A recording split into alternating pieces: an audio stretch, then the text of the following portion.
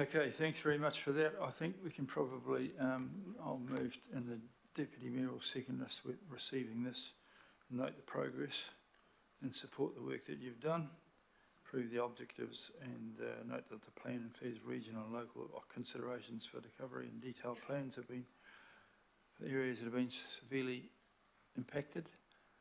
All those in favour, please say aye. To the contrary, carried.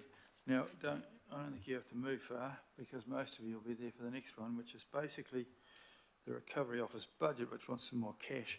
I know there's a lot of costs in here, but there are a lot of ideas we can explore about making some money back from this work as well. So it shouldn't just be I'm hoping that this is the gross figure and the net is going to be down. I mean, there's a lot of opportunities. There's the sale of the empty properties to neighbours. It's not just, you know, we can end up with a whole lot of things you can't live on, but you could grow veggies on, or run stock on, or turn into a community resource. And I've asked them to activate the house moving sector. There's a whole lot of sectors out there that is a thriving sort of an industry in this distressed property sector. And I've asked you to liven them up, and I think you're going to do that. So this is kind of like the worst looking numbers. And I've seriously hoped that we're going to end up with a situation which minimises this as much as possible. Now, so that's just my opening remarks, but I'll now have Tanya and Mace.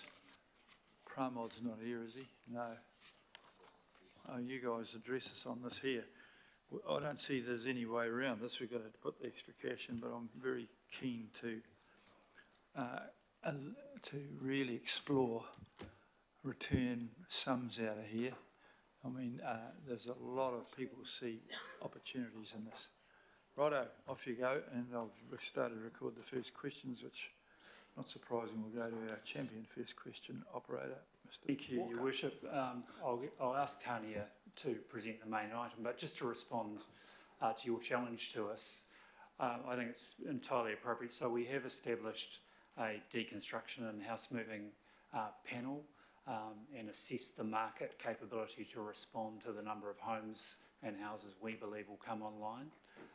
And that will look at recovery of materials in a sustainable way, sale of houses for removal, recovery of costs from those recovered materials from houses.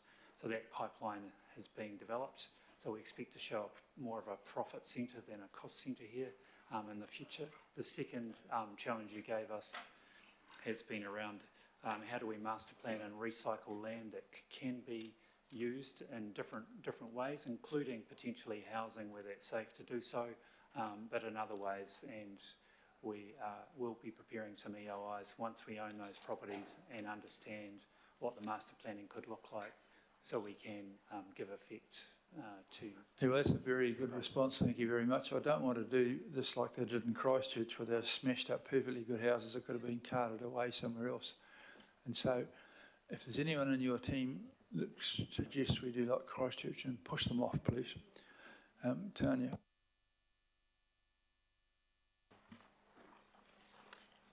Okay, kia ora koutou. So just a quick summary of the budget paper and the request.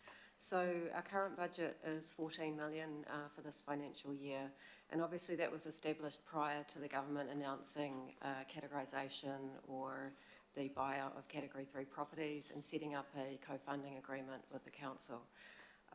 So those announcements have led to quite a lot more work that's being undertaken by the Recovery Office and the wider organisation. As a result of that, we're requiring an additional $9 million for this financial year. Largely, that relates to people costs. There's an additional 6.8 million in people costs, but that is offset by 4.7 million that we have managed to gain from DPMC and MSD, and in particular that will help fund the Navigator service, which we've mentioned already, so focused on helping case manage people through this process who have been heavily impacted. Comms and engagement, obviously, really important as well.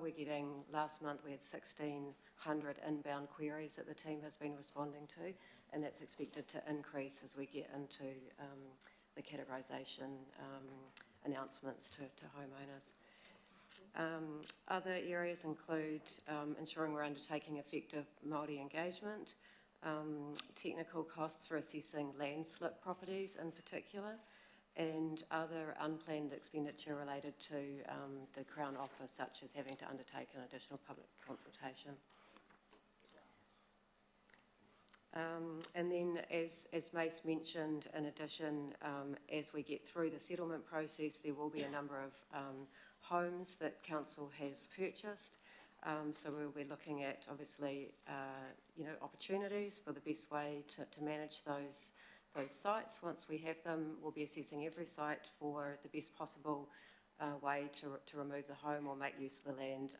And as Mates mentioned, revenue generating opportunities are right up there on the list. So at this stage, it's unclear how many properties would be in that situation and when they will reach settlement. So we're looking for in-principle agreement, and then we would be reporting back to the governing body as part of our monthly update on how that work's progressing. If I might,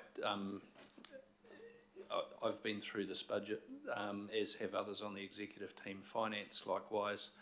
I have to recommend it to you. It's prudent.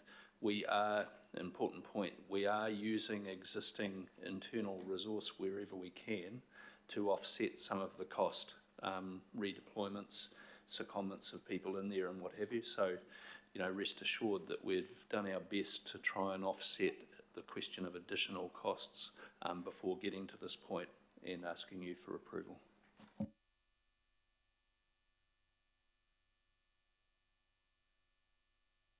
Councillor Walker, please. Yeah, just a question in it. Through you, Mr. Mayor. Hurry up, we've got it. Okay, so the question just leads into a suggested amendment, which might read like this: that opportunities for cost savings be identified from a number of areas, including land and housing, recycling, and resource recovery. Councillor Walker, can I ask, as soon as you can, to bring that round? I'll write that down, and the reason for that is it's all cost. It's in there anyway, isn't it, really? Yeah. It's in there anyway. Mace? It's in there anyway, isn't it? Time will go to Councillor Ferry, please. Thank you. I have two questions. The first is, and maybe it's too soon for this, but you can tell me. Obviously, a lot of this land may well fall into local board responsibility. So what are we doing to prepare for that? And I guess I'm thinking a little bit about how is local board services, and this probably sits more with you, Phil, than Mace, might be tooling up to enable local boards to have some of those conversations about when land transfers. Are we just too early for that? Perhaps if I have a first. Yeah, sorry. Is that okay? You guys work out who can answer. So I've got one more. We will be bringing that land into an asset class where we can consider what the best and highest value use is. Now, some of that could transfer to local boards, but we want to make a deliberate and measured decision about any of that land going into local board control, so that asset class will allow us, some consequential OPEX and having capital in the future, but we would come back to you with the options around land, whether that's reuse and redevelopment, whether it has to be, for example, a hazard management reserve, a flood management reserve, or it can be repurposed for some other amenity process, amenity activity as such that local boards would manage. So we want to do that in a deliberate way and work through that with the community, of course, and local boards. Thank you. It's a little bit early, but we're quantifying this. This has been raised. I've discussed it with the local board chairs. It's most definitely on their radar, the consequential OPEX side of this, amongst other things. So, more news to come. Great. My other question was in terms of deconstruction. I actually am wearing a necklace that's carved from wood from one of the houses that was put aside after the Christchurch earthquake, deconstructed for artistic purposes and as a record of what had happened, and it's been put to a variety of artistic uses. I've been wearing it quite a lot since the floods. And I wondered if we're looking at any conversations with the arts sector, acknowledging that yes, the first use should be reuse, but there may be somewhere that's not appropriate for various reasons, but we might be able to come up with some creative ways forward that could directly involve affected communities as well to help them tell the story. So, yeah. Yeah, thank you, Councillor Ferry. I'll take that back to Denise and Linda Grinnell in terms of feedback from the community, particularly from homes that have a particular historic value or other. So appreciate the inclusion of artists in that.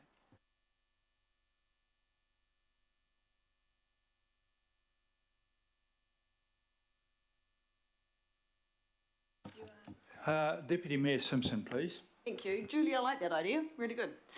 Mace, you've answered one of my questions, so, and I'm happy to support, because I think I was going to move or second, Your Worship, I'm not quite sure, but I'm happy to add Councillor Walker's stuff. I'm moving this and I'm quite happy to have G in there. Yeah. So thank you, Mr Walker. You can second it, seeing as you've had a say in this thing too. So, yeah, no, I'm very happy to have that there. So, I'm very happy with that, whatever, it doesn't matter. So my last question though, that hasn't yet been answered, is the staff costs, the offset, the 4.7 million from have we got that money? Noting that we're in a change. I just want to make sure we've got the money. We have the money. Happy girl, thank you. Smile said it all. Okay, thank you for that addition, Councillor Walker. All those in favour, please say aye. Aye. To the contrary, thank you very much for presenting. We are moving now to, with some pace actually, isn't it exciting?